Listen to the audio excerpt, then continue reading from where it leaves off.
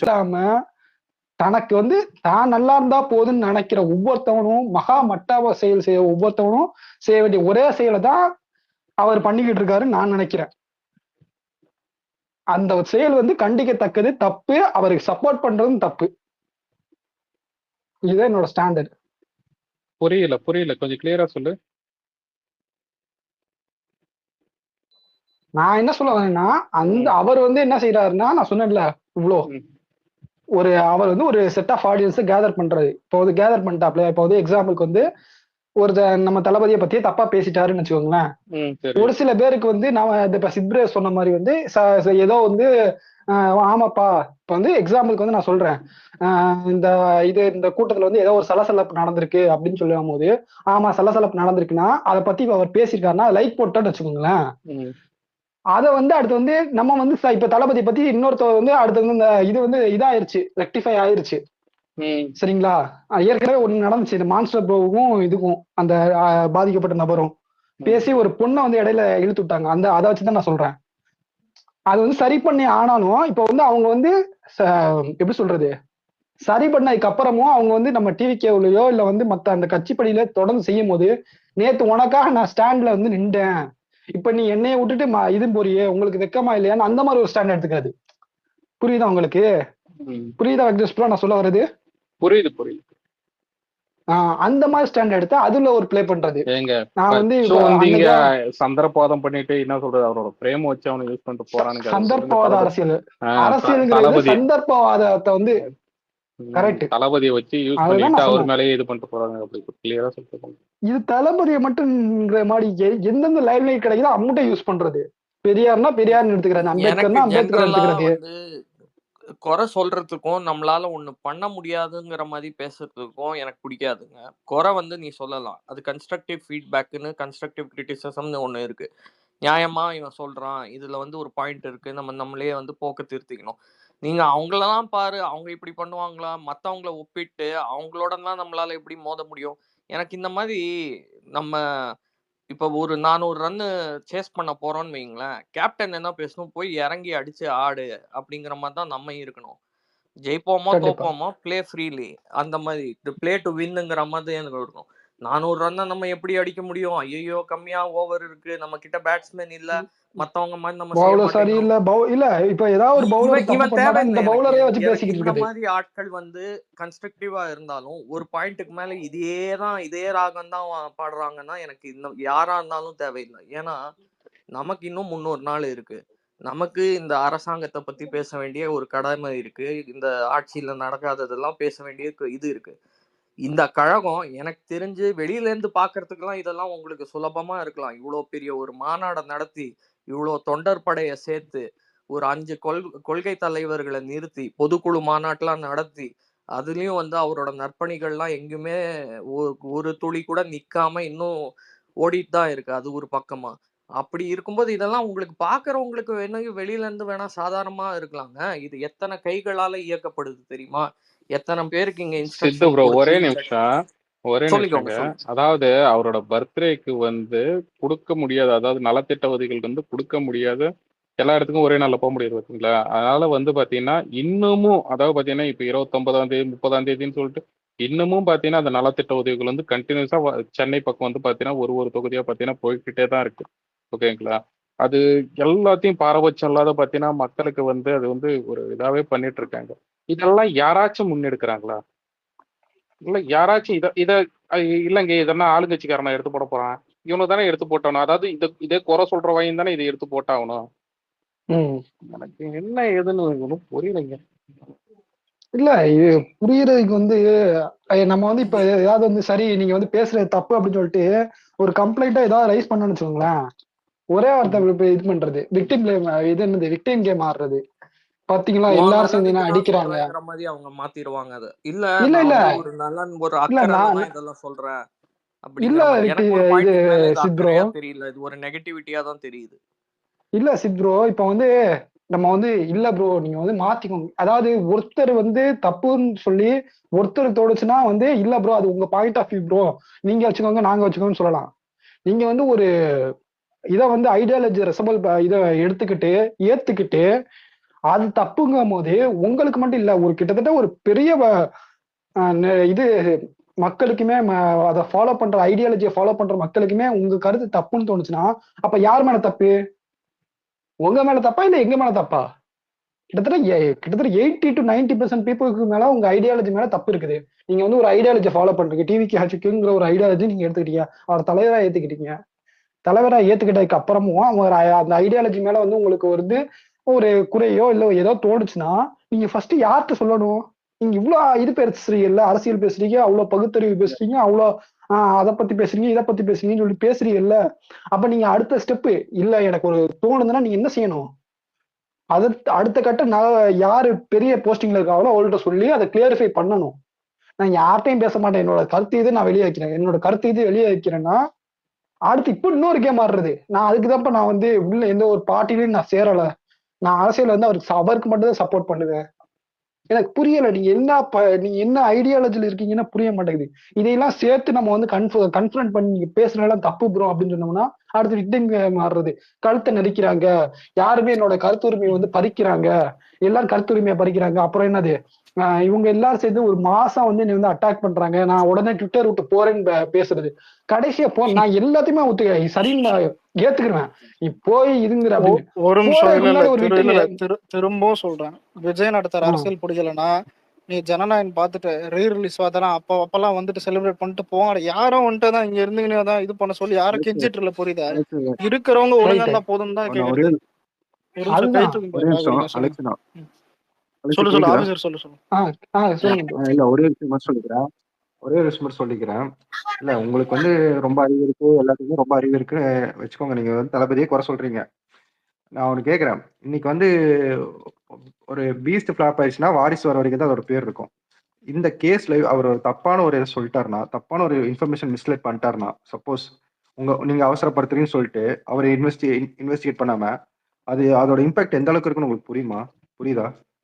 நான் ஒரு எக்ஸாம்பிள் சொல்றேன், உங்களுக்கு ரொம்ப ரொம்ப பெருசாக நீங்க யோசிக்கணும். ஒரு எக்ஸாம்பிள் சொல்றேன். டிமானிட்டேஷன் ஆனும்போது வந்து நியூ இந்தியா பாடினாங்க, எல்லாரும் செலிப்ரேட் பண்ணாங்க, பெருசா பேசினாங்க. ஆனா அன்னைக்கு தளபதி எடுத்த ஸ்டாண்ட் என்னது? அது யோசிங்க. அன்னைக்கு வந்து 1000 பேர் 1,00,000 பேர் வந்து அதுக்கு சப்போர்ட் பண்ணாங்க. ஆனா அன்னைக்கு தளபதி என்ன ஸ்டாண்ட் எடுத்தாரு? அவரு கூட்டமா சூப்பருங்க, வாழ்த்துக்கள்ங்க அப்படின்னு சொல்லிட்டு போயிருக்கலாம்ல. அன்னைக்கு அதுல இருந்து தவறு நம்மளோட அவருக்கு அறிவு இருக்கனாலதான் அவர் சொல்றாரு. அன்னைக்கு அவர் எடுத்த ஸ்டாண்டு தான்.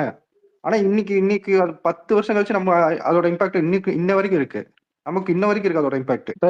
அன்னைக்கு வந்து நம்மளுக்கு தளபதி சொன்னது கரெக்ட்னு தெரியல.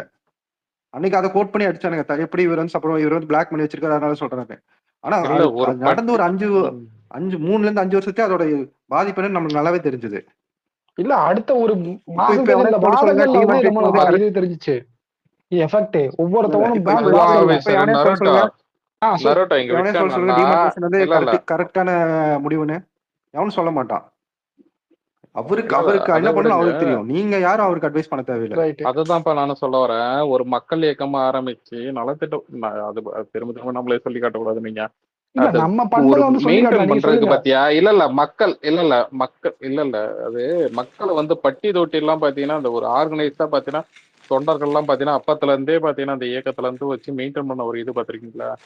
அந்த அளவுக்கு இவங்க மெயின்டைன் பண்ணவங்களுக்கு வந்து அவருக்கு வந்து பாத்தீங்கன்னா இவனுங்க போயிட்டு சொல்லி கொடுக்குறாங்க பாத்தீங்களா, அரசியல் இப்படி பண்ணணும், நீங்க மிஸ் பண்ணிட்டீங்க, அதை மிஸ் பண்ணிட்டீங்க. என்னாலையும் பொறுத்துக்க முடியல. நான்லாம் எங்க ஏரியால 1997ல இருந்து நான் விஎம்ஐயோட செயல்கள்லாம் பாத்துட்டு இருக்கேன். அலெக்ஸ், விக்னேஷ் ப்ரோ, உங்களுக்கு எல்லாம் அந்த பால் ரொட்டி திட்டத்துல இருந்து உங்களுக்கு தெரியும். நானும் அந்த இதுல இருந்து வளர்ந்த வந்தாங்க. பூவே உனக்காக டைம்ல இருந்து நான் பாத்துட்டு இருக்கேன். அப்படி இருக்கிற ஒரு நற்பணிகளை இவ்வளவு வருஷமா செஞ்சாங்க. அது ஒரு மேடையில ஒரு பொண்ணு சொல்லுது, எங்க அம்மா கூட வந்து தளபதி எங்க வயசு இருக்கும்போது தளபதி கையில வந்து ஒரு விருது பெற்றாங்க. அப்ப யோசிச்சு பாரு, அவர் வந்து அந்த மனுஷர் வந்து எவ்வளவு வருஷமா இதை செஞ்சுட்டு இருக்காரு தமிழ் மக்களுக்கு. நீங்க வந்து அறிவுரை சொல்லக்கூடாதுன்ட்டு இல்ல, ஓகேங்களா? நீங்க சொல்ற விதம் கொஞ்சம் ஆணவம் கலந்து இருக்கு. கரெக்ட். அதுக்கப்புறம் வந்து சொல்ற விதம் கொஞ்சம் ஆணவமா இருக்கு, அதிகார குரலா இருக்கு, ஓகேங்களா? பணிவா கேக்குறது, தாழ்மையா அதிகாரம் சொல்லும் போது எனக்கு இருந்தாச்சு. ஏன்னா வந்து எனக்கு வந்து அவர் மேல வந்து ஒரு பெரிய வன்மை இப்ப உருவாகல. அந்த ஒரு வார்த்தை போட்டாப்ல, அந்த வார்த்தையில இருந்து வந்து அவர் வந்து நான் வெறுக்கிற அளவுக்கு ஆயிட்டேன். காரணம் என்னன்னு இப்ப சொல்லலாமா என்னன்னு தெரியல, ஒரு வார்த்தை யூஸ் பண்ணாப்ல, நான் சொல்லிடுறேன் இது எதுக்கு வந்து மூடி மறைச்சுக்கிட்டு. அந்த வார்த்தை என்னன்னா, கடைசி நம்ம வந்து நான் விக்டிங் கேம் ஆடினார்ல, ஆடிட்டு போறதுக்கு முன்னாடி என்ன சொன்னாருன்னா, நான் வந்து ஒரு யாருப்பா பேரை தெரிய சொல்லு. அவர்தான் தோழர் தான், நண்பரை தான் சொல்றேன். இல்ல யாருனாலுமே நான் சொல்றேங்க, பேரு தாண்டி இல்ல நண்பர் தான் நான் சொல்றேன். நண்பர் என்ன சொன்னாப்லடா, நான் வந்து ஒரு குறிப்பிட்ட வகுப்பை சேர்ந்தவன், புரியுதா உங்களுக்கு? அந்த வகுப்புனாலதான் வந்து எனக்கு வந்து எல்லாமே வந்து என்ன எல்லாருமே அடிக்கிறாங்க திட்டுறாங்க. ஒரு கேவலமான யாருமே எடுக்கக்கூடாத ஒரு ஸ்டாண்டர்ட் வந்து டிஎம்கே இந்த மாதிரி கொத்தடிகள் எடுக்கக்கூடிய ஸ்டாண்டர்ட் வந்து அவர் எடுத்தாப்ல. அவர் பண்ண தப்புக்கு தட்டிக்கேட்டைக்கு வந்து அந்த ஒரு ஸ்டாண்டர்ட் எடுத்துட்டு போனாப்ல. சோ அடுத்து அதோட வச்சு அந்த ஸ்டாண்டர்ட் எடுத்து வச்சு வந்து கொத்தடிவெல்லாம் நம்ம வந்து சண்டைக்கு போட்டாங்க. ஏன்டா உங்களுக்காக வந்து சொல்றீங்களா? அவரதான் சித்து உங்களுக்கு அனுப்பிச்சிருக்கேன். சித்து உங்களுக்கு அனுப்பிச்சிருக்கேன், டிஎம் பண்ணிருக்கேன். அவர்தான் சொல்றேன். அவர் தான் வந்து என்ன செஞ்சாரு, கொத்தடிமை எல்லாம் வந்து சொல்றாங்க, ஏப்பா உங்க கட்சியிலேயே வந்து 4-5 பேர் தான் பாயிண்டா பேசுவாங்க, அவரையே நீங்க அடிச்சு பத்துட்டீங்கள. எனக்கு புரியல, எங்க கட்சியை சார்ந்தவன் தப்பா பேசுறான் எங்க தலைவரை. அப்ப நாங்க வந்து எவ்வளவு பாயிண்டா பேசினாலும் தலைவருக்கு ஒண்ணுன்னா நீ வந்து அவ்வளவுதான் தூக்கி வீசிட வேண்டியதுதான். நீ தலைவரை தப்பா பேசிட்டா அவ்வளவுதான், கருத்துக்கு மதிப்பில்லன்னு. அது நாங்க பண்றோம், நாங்க எடுக்க முடியும், நீ ஏன் குறுக்க வர அப்படின்னு கேட்டோம்னா அடுத்து கடைசியில வந்து ஒன்னா சேர்ந்துட்டாங்க. நான் வந்து எதிர்பார்த்ததுதான் இந்த மாதிரி அந்த வார்த்தையை போட்டுட்டு போயிட்டாலே வந்து திரும்ப இது வேகமா வந்து விக்டிங் முன்னாடியே 4-5 ஸ்பேஸ் ஓட்டினாங்க. அடுத்து கடைசியில வந்துட்டாப்புல, இது என்னது எனக்கு வந்து சப்போர்ட் பண்ண, என்னை ஆதரித்த அனைத்து நல்ல உள்ளங்களுக்கும் நன்றின்னு வந்தாப்புல. நான் இனிமே வந்து கொஞ்சம் ரொம்பலாம் வந்து எல்லார்ட்டையும் வந்து என்னோட கருத்து மொத்தத்தையும் இது பேச மாட்டேன், நிறைய பேர் சொல்லியிருக்கீங்க, எல்லா கருத்துக்களையும் நான் கேட்டுக்கிறேன், இருந்தாலும் என்னோட ஒப்பீனியன் தான் சொல்லுவேன், நான் வந்து நல்லா தகுந்த மாதிரி சொல்லுவேன் அப்படின்னு எல்லாம் சொல்லிட்டு இப்ப திரும்ப வந்து பழைய குருடி கதவை தரடிங்கிற மாதிரி பண்ணி நான் தவறுதான். எத்தனை தடவை தவறு செஞ்சாலும் தவறு தான். ஒரே நிமிஷம், நண்பர் ஒண்ணு சினிமா நண்பர் நினைச்சுக்கோங்க. இல்ல ட்விட்டர் மூடு வருது பாரு, கம்னருங்க. ஒரு போஸ்ட் பார்த்தேன், நான் கேட்டதுக்காக இது செஞ்சு கொடுத்ததுக்கு நன்றி. நாங்க இது சிரிப்புனா சிரிப்பு. சில பேரு நல்லா புரிஞ்சுக்கோங்க. நீங்க இது ஒரு எக்ஸாம்பிள் பாத்தீங்க. ஒரு டவுட் ஒரு நிமிஷம். இல்ல ஜான்விக் போகும்போது நான் கேன ரிவ்யூஸ் ஜான்விக் எல்லாம் டாக் பண்ணி போட்டிருந்தேன். எண்டிங் இந்த மாதிரி அது எண்டிங்கும் நான் நினைச்ச மாதிரி இருந்தது. அப்ப நான் என் ட்வீட்டை பார்த்து தானே கிளைமேக்ஸ் எடுத்திருப்பாங்க. நான் கூட தான் புல்லட் வாங்கிட்டு ஒரு படத்துக்கு போனேன், அதுக்காக பார்த்தீங்கன்னா அந்த படத்தை இல்ல ப்ரோ, இல்ல கிளைமேக்ஸ் டிஃபெண்ட் பண்ணி அந்த சூரியன் கிட்ட நிப்பான்ற மாதிரி போட்டேன். அதே மாதிரியே தான். அப்போ என் ட்வீட்டை பார்த்து தானே கிளைமேக்ஸ் எடுத்தாங்க. என்னடா இது பைத்தகாரத்தனமா இருக்குதுன்னு நிறைய சொல்லும் போது என்ன தெரியுமா, இன்னொரு விஷயம், என்னை பல பேர் வற்புறுத்தி கூப்பிட்டார்கள், நான் தான் வேண்டாம் வேண்டாம்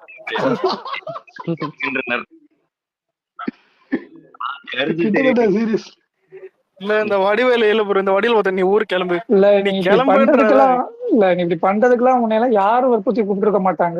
தயவு செய்து நீ வந்துடாத சாமி அப்படிங்கிற மாதிரி.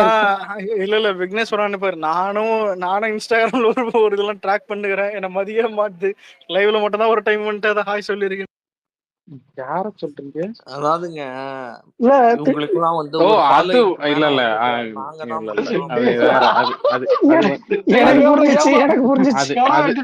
அது இல்லைங்க, அது தனிப்பட்ட வாழ்க்கைங்க. சச்சின் பத்துல வருமே எனக்கு புரிஞ்சு வச்சு என்னோட தனிப்பட்ட வாழ்க்கைங்க. வரவில்லை, கோடிக்கணக்கான பணம் என்னிடம் உள்ளது. ஆனா கிரெடிட் தர்றது ஜாலியா இருக்குல்ல. அதான் சொல்ல போறேன். அலெக்ஸ் பாஜக சிவா அக்ஷய் ஐடியில வந்திருக்காண்டா. டேய் ஏதாவது கேட்டுருவான்டா, இரு நான் குரோம்ல ரிமூவ் பண்றேன். அதான் இல்ல ப்ரோ, நீங்களும் பண்ண கூடாது. திரும்ப அவனை தொட்டாலே போன்ற மாதிரி தொட்டாலே பக்கம் தான், தொட்டா தூக்கிடுவேன் அந்த மாதிரிதான் அவன் இருப்பான். குரோம்ல தான் போய் ரிமூவ் பண்ணுவான். சொல்லும் போது அந்த பழைய எனக்கு ஞாபகம் வந்துச்சு.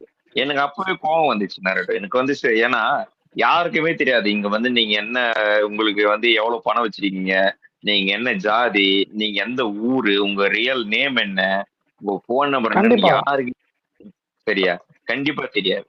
என்ன நீங்க மேக்சிமம் உங்களுக்கு தெரிஞ்ச 1-2 நண்பர்கிட்ட தான் ஷேர். இங்க யாருமே ஜாதி கேட்கறது இல்லைங்க. இந்த காலத்து இளைஞர்கள் யாருமே கேட்கறது கிடையாது. நீங்களா மென்ஷன் பண்ணும்போது உங்க உள்நோக்கம் என்னன்றது புரிஞ்சுதா? எனக்கு அன்னைக்கே பயங்கர வலிச்சு நேரட்டும். அவரெல்லாம் நான் கிரேட் நினைச்சிருந்தேன். நான் ரொம்ப கிரேட் நினைச்சிருந்தேன். அவர் பண்ணும்போது கூட சரி ஏதோ தெரியாம பண்ணிட்டாரு, இதுக்கு மேல அதுக்கு ஒரு கூட பண்ணிப்பாருன்னு சொன்னேன். நான் விளக்குறேன் அப்படி ஒரு வார்த்தை ஒண்ணு போட்டாரு பாருங்க, அங்கதாங்க எனக்கு சுருங்க குதிச்சு. தமிழக என்னைக்குமே எப்படிப்பட்ட நபர்களே அப்படி வந்து பார்க்கவே பார்க்காது. நான் அடிச்சு சத்தியம் பண்ணி சொல்லுவேன். நீ வேற எந்த கட்சி வேணாலும் சொல்லு, டிஎம்கே ஏடிஎம்கே எந்த கட்சி வேணாலும் சொல்லு, அதுலதான் பார்ஷாலிட்டி இருக்கு, ஜாதி பிரகாரம் நான் நம்புவேன். ஆனா டிவிகேல அப்படி ஒண்ணு இருக்குதுன்னா நேத்து வந்து உறுப்பினரா இருந்த கூட நம்ப மாட்டான். இன்க்ளூடிங் இங்க இருக்கிற எந்த பசங்களும் சரி. இங்க கம்யூனிட்டி பேஸ் பண்ணி எவனையுமே கிடையவே கிடையாது. பிறப்போக்கம் எல்லா உயிர்க்கும் சொல்லலாம். ஒரு கட்சியில எப்படி வந்து ஜாதி பாதி வேலைக்கு வச்சிருப்பாங்க. இல்ல இப்ப இல்ல பொள்ளாச்சி சூரியனே பாட்டு போட்டாலே உனக்கு ஒரு பாக்குற கும்பல் தான் நாங்க. அப்படிதான் நம்ம கிட்ட போய் ஆமா ஒரு எலிவேஷனுக்கு வந்து ஏதாவது ஒரு சாங் நல்லா சொல்லி போட்டாலும் பத்தியலா அவங்க வந்து அந்த சமயத்தை சார்ந்தவங்க, அவங்க வந்து இந்த இனத்தை சார்ந்தவங்க, இந்த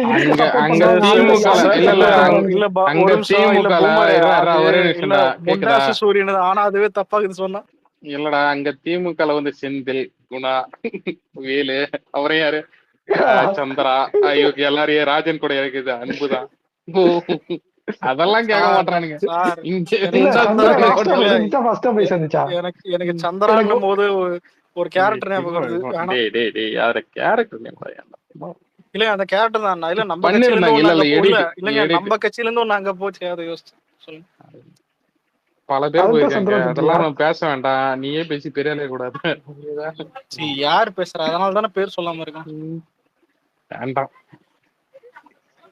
யாருனாலுங்க இவங்களோட மாடல் ஒண்ணுதான். உள்ள வரும்போது தன்னை தானே வந்து தொண்டர்களு, தளபதியின் ரசிகர்கள், உனக்கு யார பதவி கொடுத்தா நாங்களே எடுத்துக்கிட்டோம். கடைசியில பார்த்தா வந்து எல்லாம் யாரு பதவி கொடுக்கறேன்னு சொன்னது ஃபர்ஸ்ட். எனக்கு இந்த கட்சிக்கு எதிரா பேசுறவங்களுக்கு பதவி கொடுப்பாங்களா ஃபர்ஸ்ட்? இல்ல இல்ல அது ஒரு வாட்டி சொன்னி அதோட நீங்க சொல்லுங்க ப்ரோ.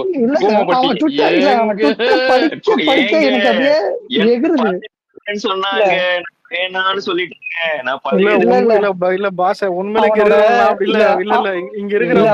எல்லாரும் பேசுறாங்க, கொஞ்சம் அமைதியாரு. இல்ல தீனு கொஞ்சம் யோசிச்சு பாரு. இங்க இருக்கணும் எப்படி தெரியுமா? எங்க கூமோ பட்டி ட்விட்டருக்கு வாங்க, நாங்க போடுற ட்வீட்டை பார்த்தா விஜய் அரசியல் பண்ணுகிறாரு டீச்சர் சொன்னாங்க. யாரோ ஒருத்தர் சொன்னாங்க கட்சியோட விஷயம் நடக்குது, அதெல்லாம் யாருமே ஷேர் பண்ண மாட்டேன்றாங்கன்னு. அதுல ஏன் பண்ண மாட்டேன்? சில பேர் பண்ணணும்னு நினைச்சா பண்றதுல யாருன்னா பண்ணீங்கன்னா கட்சி சம்பந்தமா போட்டீங்கன்னாலே நீங்க புஷி ஆனந்த ஆதரவாளரு ஒண்ணும் இல்லைங்க. இல்ல ஒண்ணும் இல்லைங்க. எனக்கு வந்து மாவட்ட செயலாளர்கிட்ட போயிட்டு பிறந்த நாளுக்கு போயிட்டு அந்த பாத்துட்டு வந்தங்க, நேர்ல சந்திச்சுட்டு வந்தங்க. அதுக்கு எடுத்து பாத்தீங்கன்னா மாவட்ட செயலாளரு பொதுச் செயலாளர் நின்றுட்டு இருக்காராம். நானு மாவட்ட செயலாளர் கூட நிக்கிறேன். இதுக்கு ஈக்குவல்ட்டி இதுக்கு ஈக்குவல்ட்டி இதுன்னு போட்டு வச்சிருக்கேன். பாத்தீங்களா? ஆதரவாளர் இல்ல தளபதிக்கு அடுத்தபடியா வந்து புஷியானந்த் சார் தான் இருக்காரு. அப்படிங்கும்போது அத நம்ம ரொம்ப பேசக்கூடாது. நான் சொல்ல வேண்டிய சொல்றேன். தீனா நீ வேற டாபிக் பேசு. கால கொடுமை. இதுக்குமே இப்படி எல்லாம் நடந்தா நான் கூமப்பட்டிக்கு போயலாம் தாங்க இருக்கிறேன். கம்பெனி ஏங்க நானும் அங்கதாங்க போலான்னு போய் ஏங்க அவரு ஏதோ பாவமா ஏதோ பிரச்சனை ஆயிடுச்சாமே அவருக்கு. என்ன பிரச்சனை? அவருக்கெல்லாம் இங்க ஒரு பிரச்சனையை பத்தி பேசுனா நீ கூமாப்பட்டிக்காரனுக்கு பிரச்சனைக்கு போற. எங்க கடலூர் பக்கம் வாங்க, அமிர்தமா இருக்குதுதான். யாராவது அந்த ஏடிஎம்கே ஈஸ்வர் கொண்டு வாங்க, அவர் வந்தா கொஞ்சம் விக்னேஸ்வரன் சொன்னதுனால விக்னேஸ்வருக்கு கோவம் வந்துருச்சு. அப்ப கடலூர் என்ன வசதி இல்லைங்களா? இது பஜ்ஜியும் சால்னாவும் சொல்லுவேன்ல. அப்ப பஜ்ஜியும் சால்னாவும் நான் சொல்லுவேன்ல.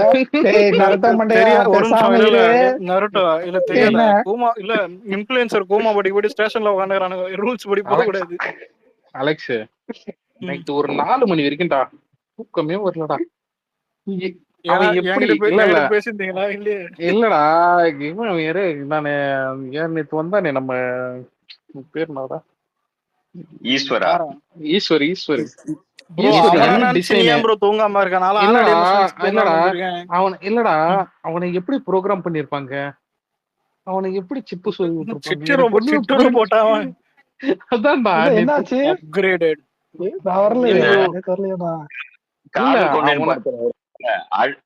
அழுகி அந்த நாத்த அடிச்சுட்டு துண்ணுவான் தானே டேய் அவன் இங்கறான்டா பொட்டலத்தை பிரிச்சு துண்ணுவான் பேருதான் குப்புன்னு வாசனை அடி எல்லாம் சதருவானுங்க.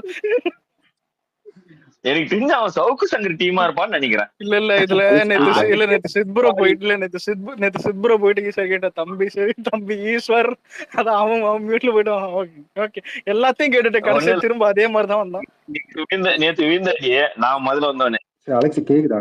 எனக்கு நீ பேசுறது மட்டும் தான் கேக்குது, வேற யாரும் பேசுறது கேட்கல. பாவம் பண்ணிட்டு அலெக்ஸ் நேத்திக்கு அவர் பேசினாரு, நான் செஸ்ல நல்லா விளையாடுவேன், செஸ்னா நான் எனக்கு அந்த வடச்சென்னை டைலாக் தான் ஞாபகம் வந்து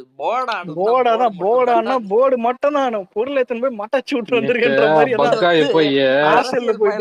ஏதோ பாதி இங்க வந்து வளரக்கூடாது. விக்னேஸ்வர கூட செஸ் ஆடி வரணும்ல. இல்லங்க எனக்கு இப்படிலாம் இருக்காங்க. எனக்கு நான் நேத்திக்கு இவர் வந்ததுலதான் தெரியுது இந்த ஆள்லாம் வந்து உண்மையான அதிமுகன்னு கூட நான் சொல்ல மாட்டேன். ஏன்னா எனக்கு பிபி ஏறி நேத்து மூக்கால பிளட் வந்திருக்குங்க. அந்த ரேஞ்சுக்கு கொண்டு போயிட்டாங்க. மூக்குல பிளட்டா? மூக்குல நோஸ்ல பிளட் வந்திருக்கு. நோஸ் ப்ளீட் ஆயிருச்சான். அந்த அளவுக்கு ஆக்கிருப்பான். இல்ல அந்த அளவுக்கு ஆக்கிருப்பான். அந்த அளவுக்கு ஆக்கிருப்பான் நேத்து. நம்ம என்னதான் சொல்லுங்க, அவன் மறுபடியும் பாத்தீங்கன்னா 6 ரூபாய் தேங்காய் விலை எவ்வளவு 6 ரூபாய்ன்ற மாதிரி மறுபடியும் இபிஎஸ் போய் நிக்கிறான். யாரு அவன்? அந்த மாதிரில இருக்கு. எனக்கே அவரை பாக்கணும் இருக்கு. உடனே மன்மதன் ரிலீஸ் பண்றேங்க. எனக்கு தெரிஞ்சு சவுக்கு சங்கர் ரொம்ப நாளா புலமின இருக்கான் ஐடிவிங்கல்ல ஏடிஎம்கேன்னு.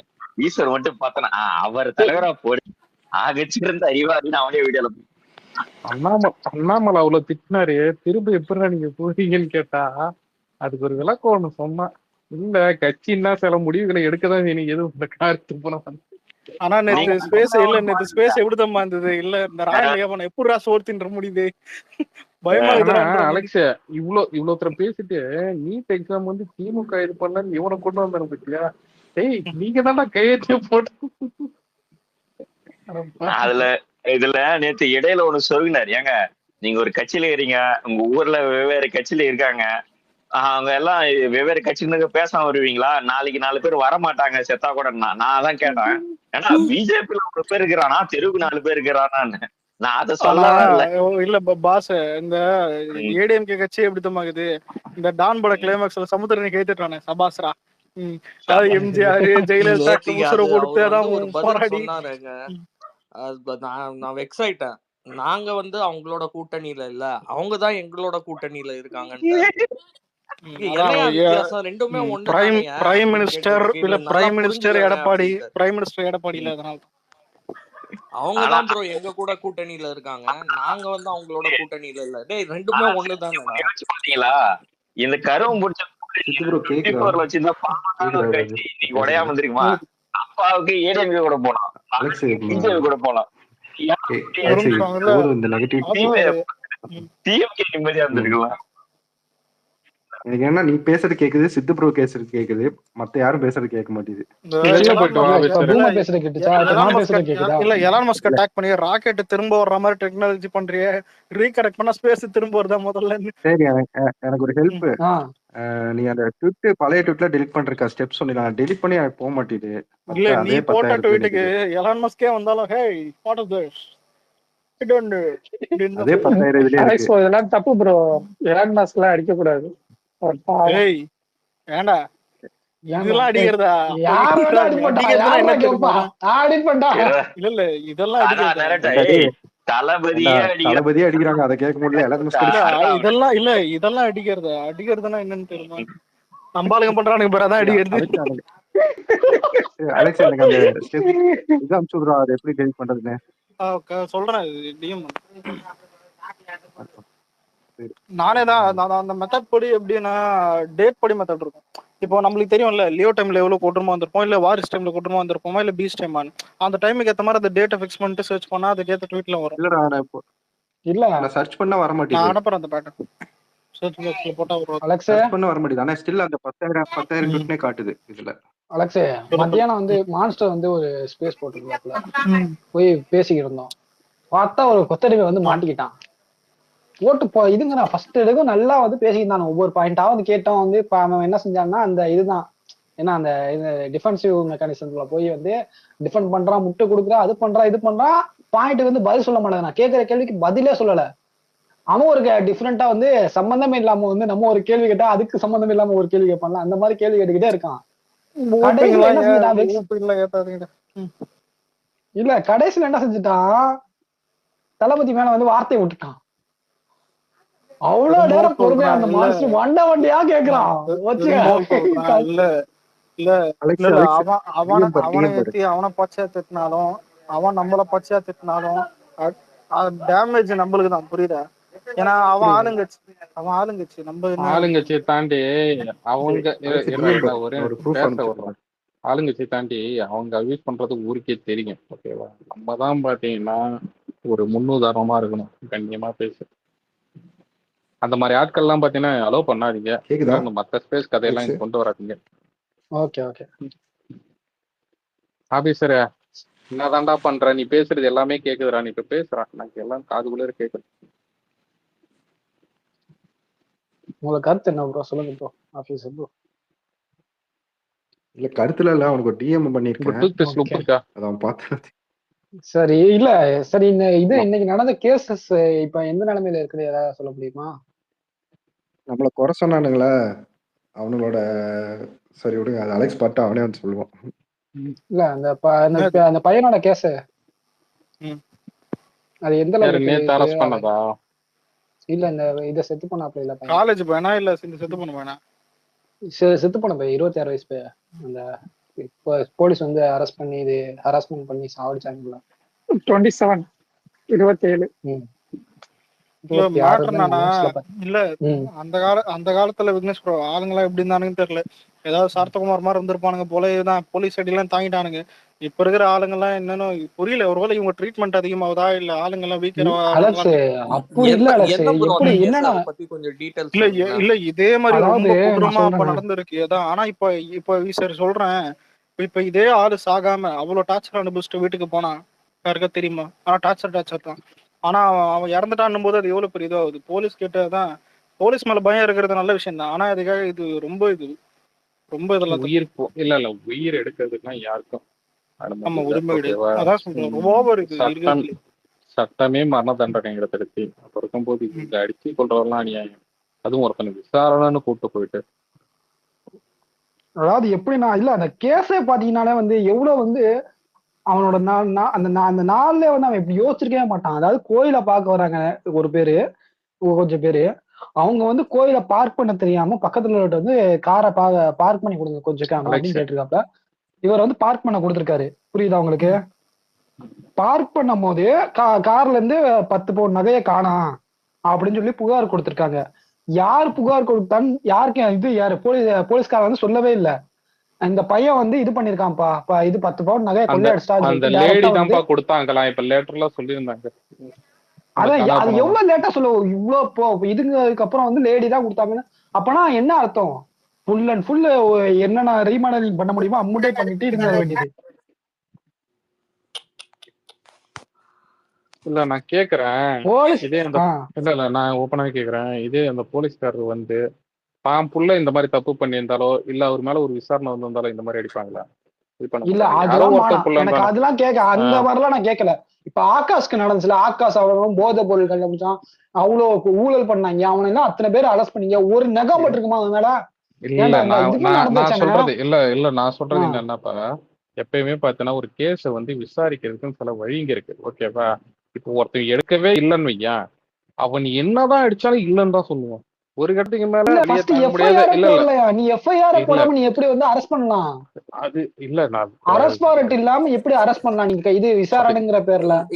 இதுல ஒரு டியூ ப்ராசஸ் இருக்குங்க. இப்ப சாத்தான்குளம் தூத்துக்குடியில கூட வந்து ஜெயராஜ் பெனிக்ஸ் வழக்கு உங்களுக்கு ஞாபகம் இருக்கா? அவங்களையும் வந்து கஸ்டடியில தான் அவங்க வந்து இறந்து போனாங்க. அப்புறம் வந்து நடவடிக்கையே எடுக்கப்படலன்னு சொல்லிட்டு இங்க கோர்ட் வந்து சுவோ மோட்டோ காக்னிசன்ஸ் எடுத்துக்கிட்டாங்க. அதாவது கோர்ட்டே அவங்களோட கவனத்துக்கு வந்ததுனால அவங்க இப்போ ப்ரொசீடிங்ஸ் இனிஷியேட் பண்ணி அந்த போலீஸ் மேல நடவடிக்கை எடுத்தாங்க. அதுவும் இந்த கேஸ்ல நடக்கும்னு நினைக்கிறேன். ஏன்னா வெளியில இப்பதான் இந்த செய்தி கொஞ்சம் கொஞ்சமா உடஞ்சிட்டு வரும்போது அஃப்கோர்ஸ் ஹியூமன் ரைட்ஸ் குரூப்ஸ் அந்த குரூப் எல்லாம் இதை வந்து இது பண்ணாலுமே கூட கோர்ட்டே இந்த மாதிரி சுவோ மோட்டோ காக்னிசன்ஸ்னு இருக்கு. அவங்க அதை எடுத்துக்கிட்டு அது மேல அவங்களே நடவடிக்கை எடுக்கணும். ஏன்னா கஸ்டோடியல் டார்ச்சரு, கஸ்டோடியல் டெத்துனா, அதாவது லாக்அப்புங்கிற பேர்ல, விசாரணைங்கிற பேர்ல அவங்கள எந்த ஒரு வாரண்ட் இல்லாம நிறைய நேரம் அவங்களுக்கு மன அழுத்தம் கொடுத்து அவங்களுக்கு வந்து இது உடல் ரீதியா அவங்கள சித்திரவதை பண்ணி அவங்க அங்கேயே இல்ல இது டார்ச்சர்ல பிரச்சனையான காரணம் என்னன்னா ப்ரோ, இது வந்து அந்த ஊர்ல வந்து 4வது வந்து இந்த மாதிரி வந்து ஏதாவது ஒரு பிரச்சனை வந்து அந்த இடத்துல உள்ளவங்க வந்து அரெஸ்ட் பண்ணிட்டு போறது 4வது தடவை சம்பந்தமே இல்லாம அரெஸ்ட் பண்ணி இதெல்லாம் இந்த மாதிரி போலீஸ் டார்ச்சர் பண்ணது. அத்துமீறல், போலீஸ் அத்துமீறல். ஆமா, இப்ப நினைச்சு பாருங்க 4 தடவை நடந்தீங்கன்னா அந்த ஊரோட எந்த அளவுக்கு வந்து மக்கள் எல்லாம் பாதிக்கப்படுவாங்க. ஒவ்வொருத்தரும் அதான் கேள்வி கேட்கறாங்க. அப்ப இன்னைக்கு வந்து இந்த பையன் செத்து போயிட்டா, அடுத்த நாளைக்கு வந்து எங்களை மாதிரி யாராவது எங்க ஃபேமிலியில ஒருத்தவங்க வந்து ஊர்ல உள்ள பையனை வந்து பிடிச்சிட்டு போய் இந்த மாதிரி விசாரிப்பீங்க. விசாரிச்சுட்டு ஹையர் ஆபீசியல்ஸ் கேட்டாங்கன்னா இந்த மாதிரி நாங்க விசாரிச்சிருக்கோம், இந்த மாதிரி போட்டோ எடுத்து அனுப்புறதுக்கு உங்களுக்கு 4 தடவை அந்த நாளை கடத்துறதுக்கு உங்களுக்கு ஆள் தேவைன்னா நாங்க தான் கிடைச்சோமா, எங்க உயிரென்ன அவ்வளவு இலக்காரமா போட்டுச்சு அப்படின்னு கேக்குறாங்க. இவங்களுக்கு கீழே இருக்க அந்த போலீஸ் டிபார்ட்மெண்ட்டை இவங்க ஒழுங்கா பாத்துட்டு இருந்தாங்கன்னா இவ்வளவு பெரிய பிரச்சனையும் வந்திருக்கு. புரியுதுங்களா? இவங்களே வேற வேற ஊழல், அந்த பிரச்சனை இந்த பிரச்சனை, போலீஸே அடியாளாதான் பொதுமக்களை அடியாளா இருக்கும். இன்னொன்னு இவங்க நடக்கிற ரோட் ஷோக்கு வந்து பந்தோபஸ்துக்காக மட்டும்தான் யூஸ் பண்ணிட்டு இருக்காங்க. புரியுதுங்களா? அதை தாண்டி வந்து பாத்தீங்கன்னா அண்ணா யூனிவர்சிட்டி விஷயத்திலே தெரியும். அதுல வந்து போலீஸே எந்த அளவுக்கு வந்து பாத்தீங்கன்னா சில விஷயங்களை வந்து இது பண்ணிட்டு இருந்தாங்கன்னு சொல்லிட்டு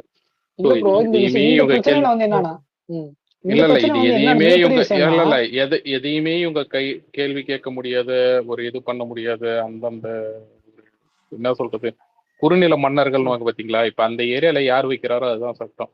புரியுதுங்களா? அவங்க என்ன சொல்றாங்களோ அதுதான் பாத்தீங்கன்னா அதுதான் இங்க வந்து பாத்தீங்கன்னா நடந்துட்டு இருக்கு. இங்க எல்லாத்தையும் பாத்தீங்கன்னா கண்ணை மூடிக்கிட்டு வேடிக்கை பார்த்துக்கிட்டு ஒரு ஃபேக் நரேட்டிவ் செட் பண்ணிக்கிட்டு மீடியாஸையும் கையில வச்சுக்கிட்டு மறுபடியும் பாத்தீங்கன்னா இவங்க ஜெயிச்சு வந்து அந்த முதல்வர் சீட்ல மட்டும் நீங்க உட்காந்து என்ன பண்ண போறீங்க? நீங்க வந்து இன்னைக்கு எல்லாம் திரும்ப நீங்க வந்து பாத்தீங்கன்னா ஒருவேளை தளபதியே அரசியலுக்கு வரலன்னு திரும்ப வந்து அவங்களே ஆளே இல்லைன்னு சொல்லிட்டு அன்னபோஸ்டா வராங்க இது பண்றாங்கன்னா கூட இந்த பாவம்லாம் சும்மா விடுமா? இல்ல அங்கங்க பாத்தீங்கன்னா நாட் ஓன்லி கஸ்டோடியல் டெத், ஒரு ஒரு ஒரு நிர்வாக சீர்கேடுனால எத்தனை உயிர்கள் பாதிக்கப்படுது, எத்தனை குடும்பங்கள் பாதிக்கப்படுது, இவங்களுக்கு கண்ணுக்கு தெரியாது. எத்தனை பேர் தெரியுங்களா அந்த மாதிரி தினம் தினம் பாதிச்சுக்கிட்டு இது பண்ணிக்கிட்டு இருப்பாங்க. இது எனக்கு புரியலங்க. அது மனசாட்சி இதெல்லாம் எப்படி சரி ஓகே நான் எமோஷனல் அது வந்து நீங்க வந்து இத பிரச்சனை நினைச்சா என்ன ஆகும்? ஒரு போலீஸ் தான் போவான். இவன் என்ன தனிப்படை அமைச்சிருக்கான் ப்ரோ? தனிப்படை போலீஸ் வந்து இது போற அளவுக்கு அப்படி என்ன இது? ஒருத்தவங்க தான் டெத்துக்கு அப்புறம் பாத்தீங்கன்னா ஒரு அம்மா ஒருத்தவங்க பேட்டி கொடுத்தாங்க. அது கூட ஒருத்தர் நின்று அவங்க குரலே அடங்கி போச்சு. புரியுதுங்களா? ஏன்னா உங்களுக்கு அழுது பாத்தீங்கன்னா உங்களுக்கு வந்து ரொம்ப இதுவாயிட்டு வந்திருக்கும். கொஞ்சம் நினைச்சு பாருங்களேன், ஒருத்தர் விசாரணை கூப்பிட்டு போயிட்டு ஒரே நாள்ல வந்து அவன் பணமா வந்து நிக்கிறான், அந்த இது தூக்கிட்டு வராங்கன்றப்ப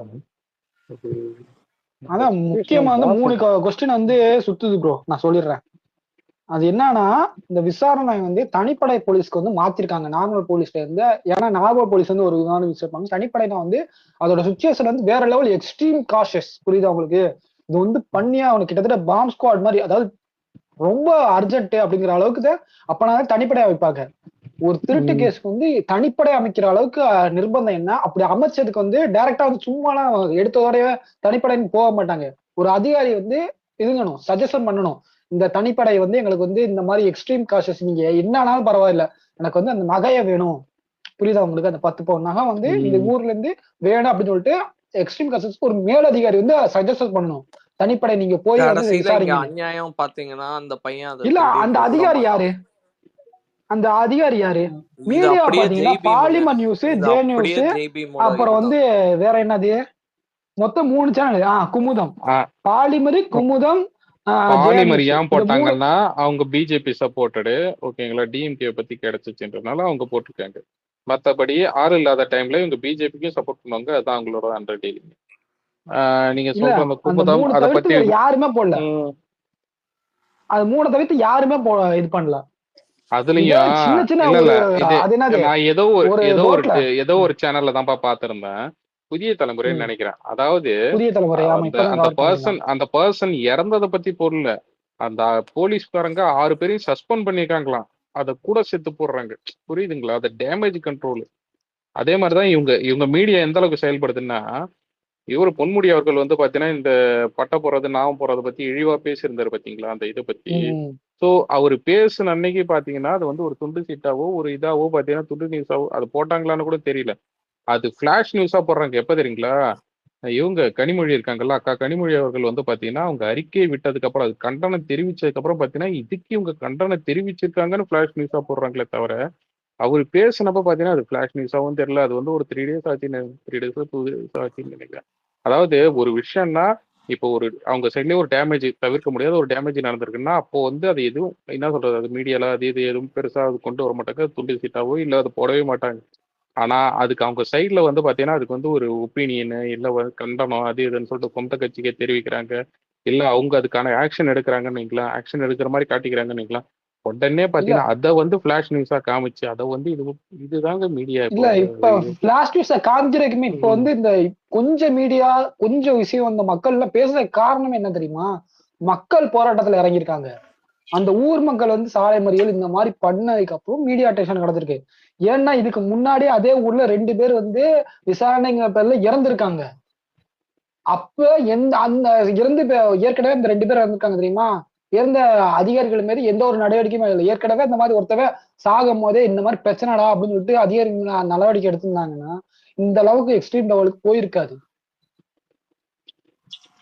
2 பேர் ஏற்கனவே அந்த ஊருக்காரவங்க இறந்திருக்காங்க. அப்போ வந்து மக்கள் போராட்டம் பண்ணல. சரி உண்மை என்ன தெரியாதுல்ல.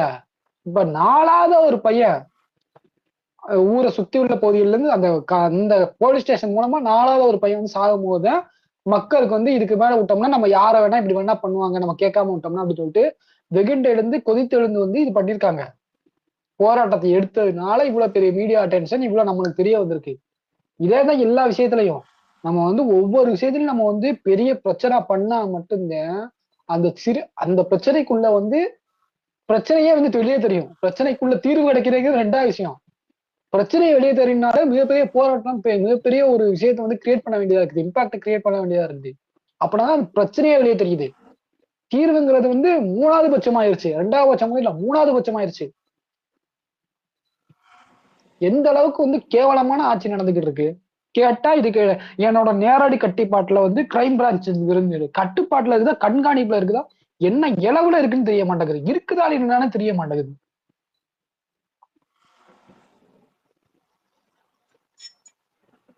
ஒவ்வொரு நாளும் வந்து அப்படின்னு போய்கிட்டு கேட்டா வந்து எங்களோட ஆட்சி வந்து சிறந்த ஆட்சி, நாங்க வந்து 2031 இல்ல 34 36 வந்து நாங்க தான் இருக்க போறோம்.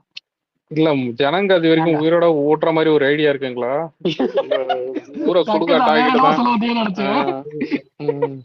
இல்ல ஊரை சுடுகாடாகிட்டு வெறும் சவத்து மேல இந்த ஒரு படத்துல விவேக் சொல்லுவானே, இல்ல எங்க தாத்தாக்கு கவர்மெண்ட் வேலை கிடைச்சிச்சு போயிட்டு இப்பதான் கலர்ல போயிட்டு தான் வெஸ்ட் வந்தேன்ற மாதிரி வாழ்வாங்களான்னு தெரியாது. கேக்குதுப்பா. கேக்குது. ஆதிதானா? ஆதியா சொல்லு. வா ஆதி சொல்லுப்பா. இப்ப இந்த இஷ்யூ நடந்ததுன்னா ஒரு பையனை காவல்துறை ஏன்னா ஒருத்தவங்க இவங்கதான் பண்ணிருப்பாங்க எப்படின்னு அவங்க முடிவு பண்றாங்க. ஒண்ணு முடிவு பண்ணி இவ்வளவு எக்ஸ்ட்ரீம் லெவல்ல போய்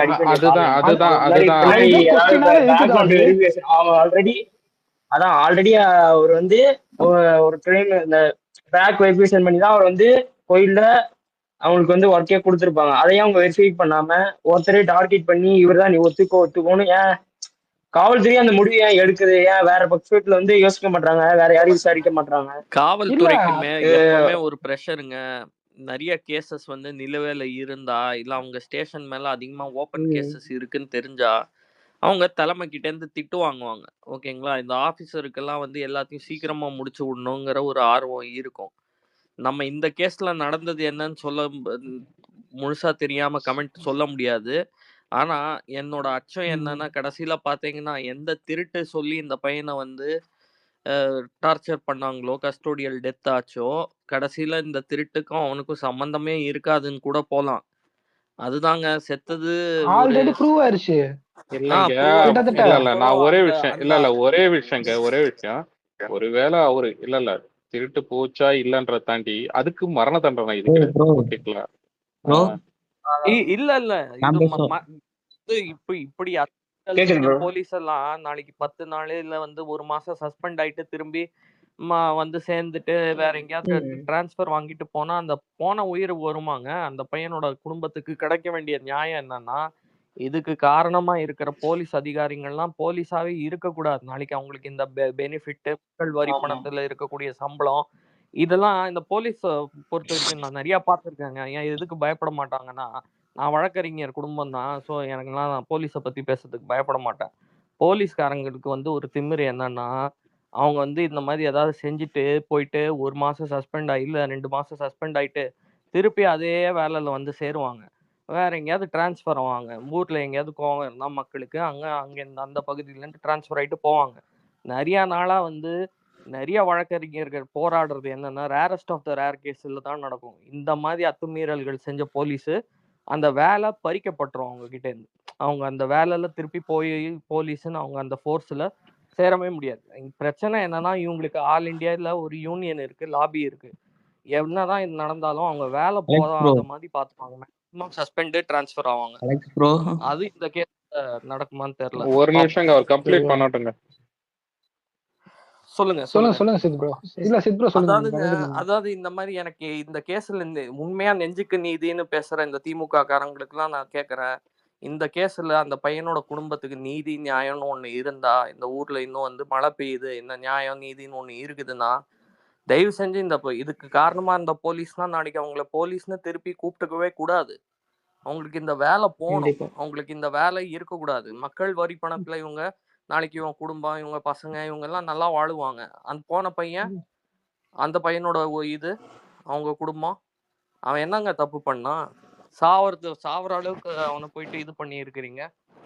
இதெல்லாம் அத்துமீறல்ங்க. விசாரணை படம், ஜெய்பீம் படம், இதெல்லாம் நமக்கு வந்து ஒரு பெரிய எல்லாத்துக்கும் மேல முன்னுதாரணமா சொல்லுது. நெஞ்சுக்கு நீதினு ஒண்ணு சொன்னீங்களே அதுவே நம்ம சின்ன ஒரு முயற்சி படம் ஆமா, அது அதெல்லாம் படத்துல அவர் தாத்தா மட்டும்தான் இல்ல இருக்குது சித் ப்ரோ, ஒரு நிமிஷம். நான் வேணா ஷேர் பண்றேன்னு தான் கிடைச்சா ஷேர் பண்ணிடுறேன். அந்த ஜெய்பீம் படம் பார்த்துட்டு வந்து இது முக ஸ்டாலின் வந்து அந்த படத்தை பார்த்துட்டு அவருக்கு அழுதான்னு வந்து பேசினாரு. அழுதான்னு சொல்லி அழுதேன், என் ட்வீட் கண்ணீர் போட்டிருக்காப்ப, எல்லாம் வந்துச்சுன்னு. பேசியிருக்காங்க. எல்லாம் படத்தோட சரிதானா? நீங்க வந்து நேர்ல என்ன பண்ண மாட்டீங்களா? அந்த ஜெயராஜ், அந்த பீனிக்ஸ் ஜெயராஜ் கொலை சம்பவத்துக்கு அப்போ வந்து குடும்பமே வந்து எல்லாருமே வந்து justice for Jayaraj, justice for இது என்னது அப்படின்னு சொல்லி பேரை போட்டு வந்து இது பண்ணியிருந்தாங்க. என்னது போர்டு போட்டு உட்கார்ந்துருந்தாங்க. அதெல்லாம் தெரிய வேணாமா? எல்லாம் வந்து உங்க ஆட்சிக்கா எதிர்கட்சி செஞ்சா வந்து நீங்க எல்லாம் பேசுவீங்க. திமுக வந்து தீயா இருக்கும் எதிர்கட்சியா இருக்க வரைக்கும். கட்சிக்கு வந்துச்சுன்னா, ஏய் நீ யாரா மாமே அப்படிங்கிற மாதிரி அவங்க ஒரு டோட்டல் டேர்ன் இந்த ஓவர் மாதிரி ஆயிடுறாங்க. நிறைய நடக்குங்க. இந்த கொஞ்ச நாள் முன்னால, கொஞ்சம் வருஷத்துக்கு முன்னால ராஜஸ்தான்ல இருந்து ஒரு ஐபிஎஸ் ஆபீசர் வந்தாரு. அவர் எந்த அளவுக்கு சைக்கோனா, இந்த செங்கல் சைக்கோன்னு சொல்லுவாங்கல்ல, உண்மையில அவர் அந்த மாதிரி செயல்கள்லாம் செஞ்சாரு ஸ்டேஷன்ல. இந்த மாதிரி செங்கல் வச்சு அடிக்கிறது கான்விக்ட, அப்புறம் வந்துட்டு டார்ச்சர் பண்றது, அந்த மாதிரிலாம் அவங்க மேல கேஸ் இருந்து கடைசியில அவர் சும்மா டிரான்ஸ்ஃபர் ஆயிட்டு தான் போனார். ஏன்னா வெறும் ஐபிஎஸ்ல எதுவும் பண்ண முடியாது. இந்த போலீஸ்காரங்கெல்லாம் வந்து என்னைக்குமே அவங்களுக்கு தெரிஞ்ச ஒரே ஒரு அடக்குமுறை வந்து வன்முறை. ஓகேங்களா? வன்முறையை வச்சு ஒருத்தனை வந்து உடனே இவன் மேல புகாரா, வாரண்ட் இருந்துச்சா, ஏதாவது ஒரு ப்ராபபிள் காசு இருந்தா, இப்போ போயிட்டு ஒருத்தனை வந்து நான் ஒன்னு சந்தேகப்படுறேன், சந்தேகத்தின் அடிப்படையில ஒருத்தனை அரெஸ்ட் செஞ்சு அவனுக்கு வந்து சட்டமே கொடுக்காத 2 சட்டம் தான் இந்தியாவில் இருக்கு. ஒன்று கூண்டர் சட்டம், இன்னொன்று யூஏபிஏ சட்டம். வெறும் சந்தேகத்தின் அடிப்படையில உனக்கு வந்து அரெஸ்ட் செய்யப்படலாம். எத்தனை நாள் வேணாலும் உன்னை ரிமாண்டில் வச்சிருக்கலாம், இந்த இதை விசாரணையை முடிக்கிற வரைக்கும். இவன் பண்ணது ஏதாவது குண்டர் சட்டத்திலேயே யூஏபிஏ சட்டத்துல வரக்கூடிய செயலா இந்த பையன் செஞ்சது? இல்ல, உங்களுக்கு தனிப்படை அமைச்சிருக்கானுங்க ப்ரோ. அதுவே மிகப்பெரிய எக்ஸ்ட்ரீம். நீ குண்டர் சட்டம்னா வந்து அது எப்படி சொல்றது, நீ வந்து ரவுடியா இருந்துக்கணும், உன் மேல பல கேசஸ் போட்டிருக்கணும், இதெல்லாம் பண்ணியிருந்தா மட்டும்தான், கையில ஆயுதங்களோட பிடிபட்டு இருக்கணும், இதெல்லாம் நிறைய விஷயம் இருக்குது. அப்படின்னா மட்டும்தான் குண்டர் சட்டம் போடல ப்ரோ. எஃப்ஐஆர் எல்லாம் போடல ப்ரோ. அதுதான் எஃப்ஐஆரே போடல. அதுதான் முக்கியமான விஷயம். மக்கள் அவங்க அம்மா வந்து கொதிச்சு போட காரணம் நீ விசாரணைன்னு சொல்லிட்டு போலீஸ் ஸ்டேஷன் கூட்டிட்டு போல. ஏதோ ஒரு கோயிலுக்கு பின்னாடி வந்து வச்சு விசாரணை பண்ணிக்காங்க. கையில லத்தி இல்லாம இருக்கிற சுத்தி உங்களுக்கு பிளாஸ்டிக் பைப் எல்லாத்தையும் உடைச்சு, தண்ணி பைப் எல்லாத்தையும் உடைச்சு அடி அடின்னு அடிச்சு கொலை பண்ணிருக்காங்க. அது மட்டும் இல்லாம இது பக்கத்து இடத்துல போய் பாத்தீங்கன்னா ரத்தமும் மிளகா பொடியும்லாம் இருந்திருக்கு. மிளகா பொடி அத நீங்க வந்து அந்த நகையை காணா போனதுக்கு அவ்வளவு சீக்கிரம் விசாரணை படத்தை எனக்கு கண்ணு முன்னாடி வருது. அந்த அப்படி ஒரு நகை எக்ஸ்ட்ரீம் லெவல் என்ன போனவங்க குடும்பம் ரொம்ப செல்வந்தரா இருப்பாங்க.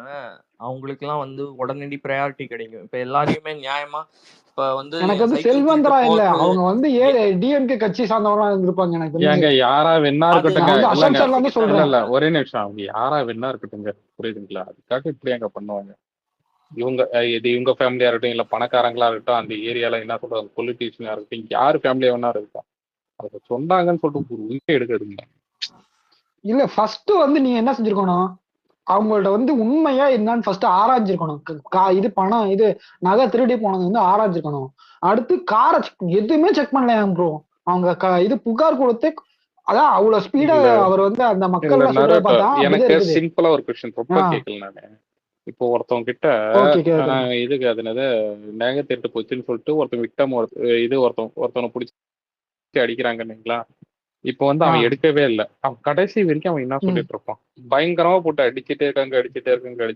என்ன சொல்லுவான்? ஏதாவது ஒண்ணு இல்லைங்க சொல்லிருப்பான், தெரியல தப்பிச்சா போதும். தெரியல இல்ல தெரியலன்னு மத்தியானம் வரைக்கும் தெரியலன்னு அப்புறம் சாயங்காலத்துக்கு மேல வலி தாங்க முடியாது பாத்தீங்கன்னா அது அவங்க உடம்பு கண்டிஷனை பொறுத்து. ஓகேங்களா? ஒரு கட்டத்துக்கு மேல பாத்தீங்கன்னா ஐயோ அடிக்கிறாங்களே வலி தாங்க முடியலன்றாச்சும் பாத்தீங்கன்னா ஆமா நான் தான் எடுத்தேன்னு சொல்லிக்கலாம்.